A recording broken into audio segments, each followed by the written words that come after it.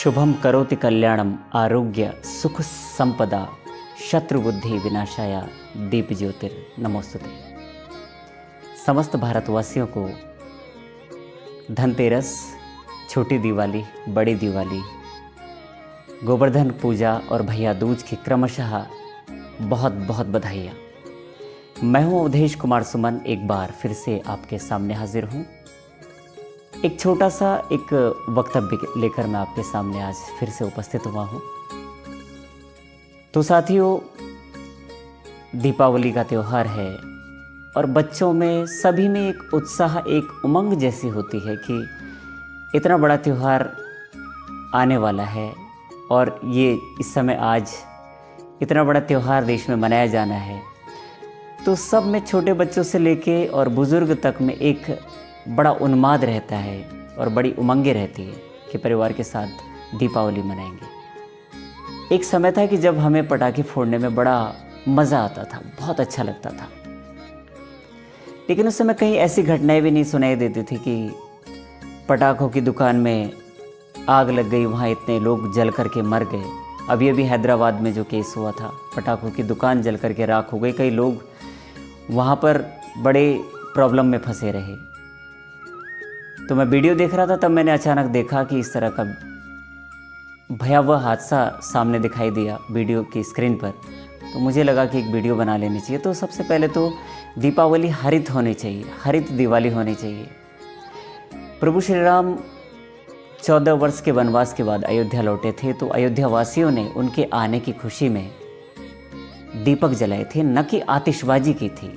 ऐसा नहीं था कि उस समय बहुत बड़ी आतिशबाजी हुई हो। हाँ, पहाड़ों में एक वो खेलते थे जिनको भैला कहते थे, आग के वो बनाने थे लकड़ी की और उन सब के हाथ में दे करके गाँव में घूमते थे और इधर उधर घूमते थे, भैला भैला करके खेलते थे। ऐसा कुछ होता था, मुझे भी याद है कि बचपन में हम लोग खेला करते थे। लेकिन उसमें ऐसा कुछ नहीं था, आग का खतरा नहीं था, पेरेंट्स साथ में होते थे। लेकिन आज हम देख रहे हैं कि बच्चे बड़ी खतरनाक आतिशबाजी कर रहे हैं। पटाखे बहुत महंगे महंगे पटाखे ला रहे हैं, सुतली बम, बुलेट बम, रॉकेट। और ये जो आज टेक्नोलॉजी का विकास जो हुआ है ना, इसने साथ साथ थोड़ा सा बर्बाद भी कर दिया है इन चीज़ों के क्षेत्र में।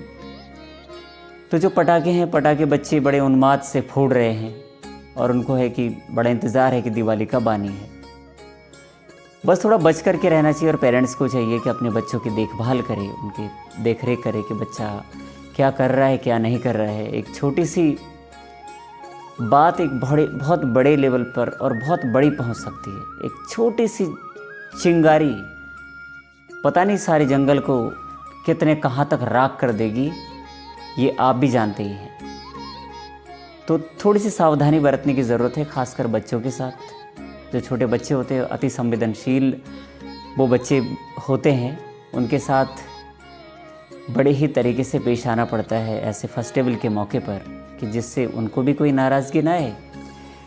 लेकिन पटाखे आतिशबाजी करनी है तो एक अच्छी आतिशबाजी हो और हरित दिवाली मनाएंगे, ऐसा कुछ वादा होना चाहिए कि पर्यावरण को भी शुद्ध रखेंगे और साथ साथ में हम उन चीज़ों से भी बच जाएंगे जिससे हमारी जान माल को भी खतरा हो सकता है।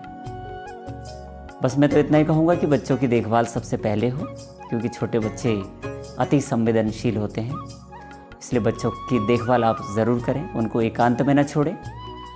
जहाँ पर बहुत सारे बच्चे पटाखे फोड़ रहे हो, आप भी स्वयं वहाँ पर हाजिर रहें और बच्चों को किन्हीं और बच्चों के साथ ना भेजें, क्योंकि ये बहुत बड़ी घटना इस समय हो सकती है।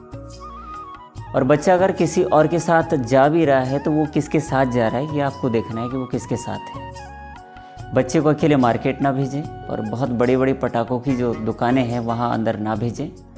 कोई समझदार व्यक्ति जा कर के ही पटाखे ले, वो भी देखभाल करके।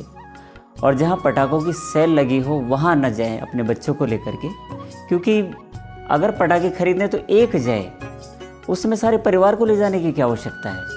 सारा परिवार चले जा रहा है आज की डेट में पटाखे खरीदने के लिए। क्या दिक्कत है, कहाँ पे प्रॉब्लम है? एक आदमी जाए, चुपचाप से मार्केट जाए और जो जो रिक्वायरमेंट घर में जो आवश्यकताएं हैं वो सारी पूर्ति हो जाए और वो मार्केट से शॉपिंग भी कर ले।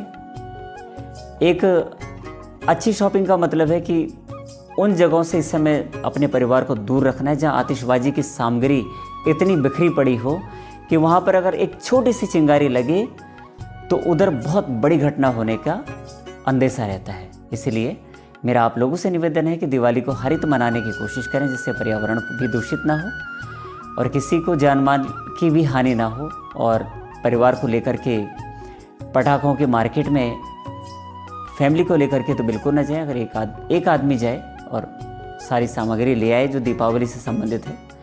हाँ, जहाँ पर बात है कि बच्चों को मिठाई दिलानी है, कुछ दिलाना है, तो एक बार उनको बाज़ार की सैर करवा दी, मार्केट दिखा दिया, मार्केट से रूबरू करा दिया कि मार्केट क्या होता है, कैसे होता है, मार्केट में कैसे सामान बिकता है, क्या क्या चीज़ें दिवाली में बिकती है। हर चीज़ का पता बच्चों को भी होना चाहिए, क्योंकि बच्चे आजकल बड़े तेज़ और तर्रार होने चाहिए। क्योंकि दुनिया में अगर उनको आगे चलना है तो बच्चा तेज़ होना बहुत ज़रूरी है।